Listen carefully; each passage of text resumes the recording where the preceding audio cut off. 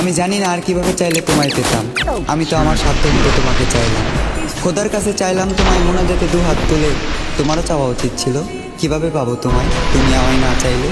আমার চাওয়াটা বেশি কিছু ছিল না, আমার চাওয়াটা ছিল খুবই সামান্য। চেয়েছিলাম এই জীবনের পথে তোমার হাত ধরেই হাঁটবো। তবে দেখো, আজ এই জীবনটাই থেমে আছে তোমার জন্য। এ দু চোখে আগে ছিল প্রেম ভালোবাসা, তবে এখন দুঃখ আর হতাশা।